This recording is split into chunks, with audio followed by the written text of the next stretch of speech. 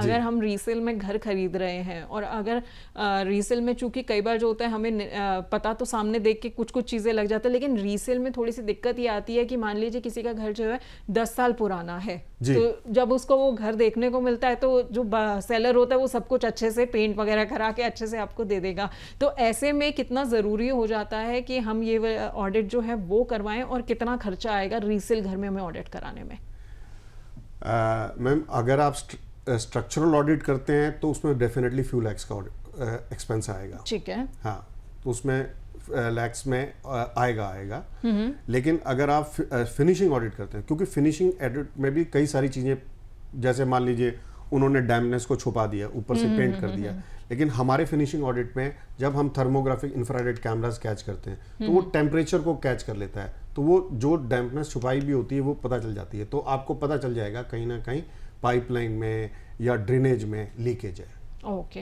अच्छा, एक चीज़ और मैंने देखी है, जब भी हम घर खरीदते हैं, चाहे वो फ्लैट हो या एक बना बनाया हमने विला खरीदा है, तो उसके अंदर लोग क्या करते हैं, सबसे पहले जाकर जो है वो एक कील लेते हैं और हथौड़े से ठोक के देखते हैं कि भाई दीवारें जो हैं उसमें से कुछ ऐसा तो नहीं है कि मिट्टी वगैरह से निकल रही है, आराम से कील लग रहा है, नहीं लग रहा। तो ये जो हैमर और नेल टेस्ट होता है, क्या वाकई इससे जो है हमें स्ट्रक्चरल इश्यूज पता लग सकते हैं, या ये सिर्फ हमारे लोगों के मन का वहम है? ये सिर्फ सुपरफिशियली ऊपर चेक करता है, प्लास्टर की जो ऊपर की क्वालिटी है, वो स्ट्रक्चर की क्वालिटी नहीं चेक कर सकता। स्ट्रक्चर की क्वालिटी चेक करने के लिए आपको स्ट्रक्चरल इंजीनियर हायर करना ही पड़ेगा, और स्ट्रक्चरल इंजीनियर को उसमें से सैंपल जो है तोड़ के लैब भेजना पड़ेगा। जब तक कि लैब की टेस्ट रिपोर्ट नहीं आती, कोई भी सिविल इंजीनियर, कोई भी स्ट्रक्चरल इंजीनियर सिर्फ देख के उसकी क्वालिटी का मापदंड नहीं जांच कर सकता और नहीं बता सकता कि वो अच्छा है कि नहीं, जब तक कि एक लैब टेस्ट से रिपोर्ट नहीं आती।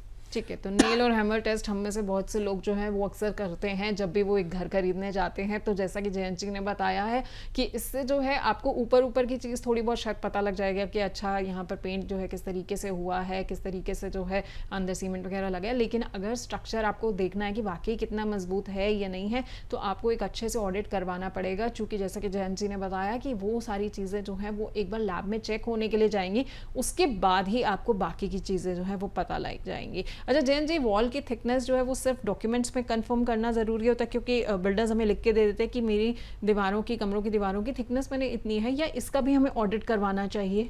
देखिए, जब हम फिनिशिंग ऑडिट करते हैं तो जब हम उसमें क्या कहते हैं कारपेट एरिया कैलकुलेट करते हैं या उसमें लिवेबल एरिया कैलकुलेट करते हैं, तो वॉल्स का उसमें अपने आप थिकनेस चेक हो जाती है, तो वो लोग हम करते हैं। और वैसे अगर खुद भी बायर कर रहे हैं तो उनको थिकनेस तो बहुत इजी है, वो तो आप इंच टेप से भी चेक कर सकते हैं, वो चेक करनी चाहिए। ठीक है, चेक आपको भी करनी चाहिए और ऑडिट में जो है ये चीज़ें चेक हो सकती हैं।